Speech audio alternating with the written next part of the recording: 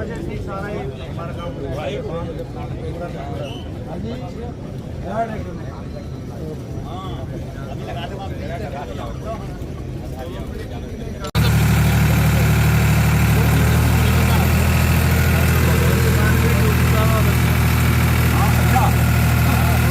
लेके गया वो ज्यादा है।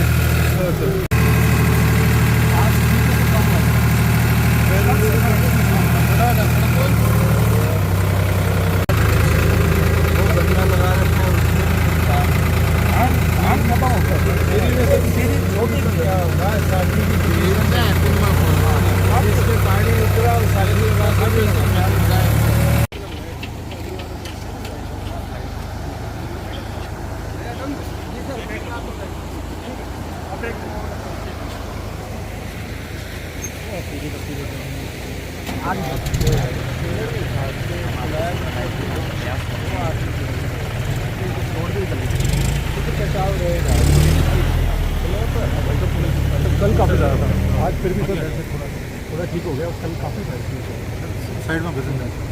अब इससे आगे आगे एक तो SRSC से फार्म हाउस की कॉलोनी कटी हुई है और एक थोड़ा सा घर तक इस तरफ पड़ते थोड़े उस तरफ। अगर वो कल तो 2 बजे भी चलने वाले तो शहर में पानी की थोड़ी समस्या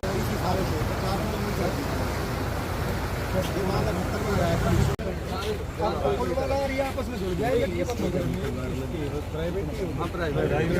वो बांध नहीं देंगे, बांध बनवा देंगे जी। इसके पैसे नहीं मिले आज तक, ये 78 से ली रखी है। इससे पहले परमार्थ में कंप्लेन में आ रहे हैं 78 में बाढ़ आई थी, उस पर जब पैसे अगर आप दे दे तो बढ़िया। मिट्टी गिरवाएंगे, गिरवा दो जो कुछ मिलना किसानों ने, क्योंकि जमीन जिनकी जाएगी थोड़ा बहुत कम बढ़ती जैसे दिलवाओ तब आपके वोट वोट सर रेडी है सर। अगर आप सर देंगे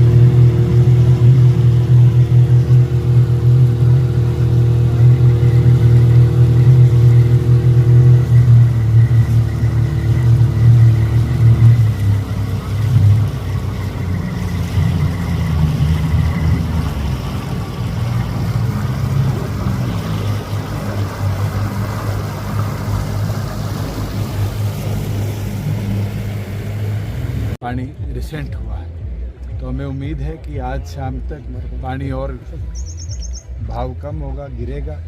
तो जो लोग फार्म हाउसेज में अपने खेतों में बैठे उनको, और ख़ास तौर पर लाइफ स्टॉक जो वहाँ पर है, उनको हम टाइमली रेस्क्यू कर पाएंगे। अभी की अगर बात करें तो अभी पूरे हरियाणा के किस तरह के हालात हैं? लगभग हमारे 13 ज़िले हैं जो आज इस फ्लड लाइक सिचुएशन से इफेक्टेड हैं।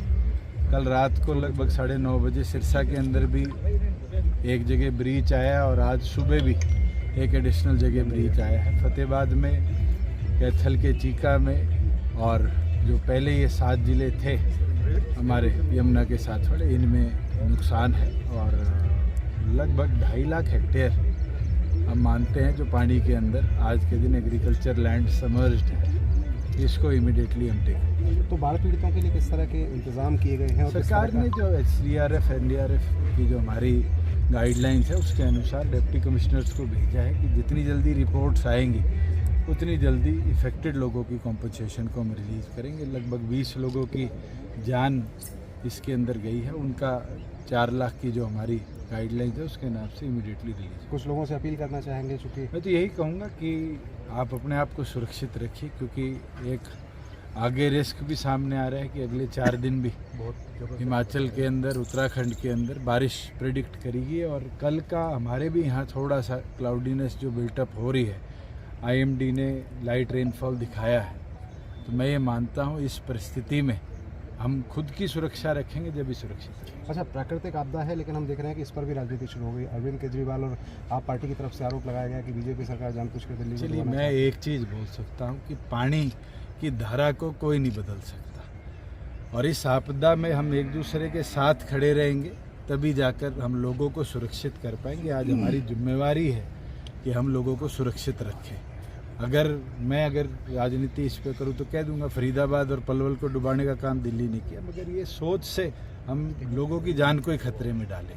तो आज यमुना का जल स्तर जो है वो पिछले साल और उनसे पिछले सालों में जब 5 लाख 8 लाख क्यूसिक पानी छोड़ा गया, बहाव 3.5 लाख क्यूसिक में भी इस बार ज़्यादा है, फैलाव ज़्यादा है। अभी जो एरिया हम खड़े हैं ये 1970 की यमुना यहाँ बहती थी, और आज यमुना इससे 3 किलोमीटर दूर है। इतना पानी का विशाल फैलाव आना और वही सेम फ्लो के साथ आना, मुझे लगता है इस नेचुरल डिजास्टर में हम सबको एक दूसरे के साथ खड़े होकर मदद करें। अच्छा, हम क्या कोई देख रहे हैं पूरे हरियाणा का इलाका है जो शहरी इलाका है, उसमें भी नुकसान हुआ है, क्या उसकी भरपाई भी कुछ बात? बिल्कुल, अगर किसी के भी घर को, किसी के जान माल को, किसी के पशुओं को, किसी की फसल को नुकसान हुआ है, नई गाइडलाइंस हमने 3 महीने पहले इशू कर दी थी SDRF की, उसके तहत इमीडिएटली उसकी रीइंबर्समेंट हम करेंगे। क्या इस क्षेत्र में कोई बांध वगैरह बनेगा सर? अभी मांग आई है लोगों की, जहां हम खड़े हैं इस बांध को आगे लगभग 400-450 मीटर एक्सपैंड करने का, तो हम इसको इमीडिएटली जब ये पानी रिसेंट डाउन हो जाएगा इसकी फिजिबिलिटी बनाकर इरिगेशन को डिप्लॉय करेंगे कि इस कनेक्शन को कंप्लीट किया है। हालात देखने के बाद कुछ नए दिशा निर्देश जारी किए हैं? देखिए, आज के दिन तो मैं जाके आया हूँ, कई लोग तो आना नहीं चाहते, जो अपने फार्म हाउसेस डेरों में बैठे हैं, उनसे आग्रह किया है, उनके वहाँ लाइफ स्टॉक भी है तो पशु चारा उनको हम उपलब्ध करा रहे हैं, खाने की भी जो ज़रूरत है वो भी उपलब्ध करा रहे हैं। हमारे लगभग 16 गांव हैं जो यमुना के परली तरफ यूपी के एडजॉइनिंग आज है, तो यूपी गवर्नमेंट से भी निरंतर चर्चा चल रही है कि वहाँ पर जो मूलभूत सुविधाओं की चीज़ें हैं उनको हम टाइमली पहुँचाएं।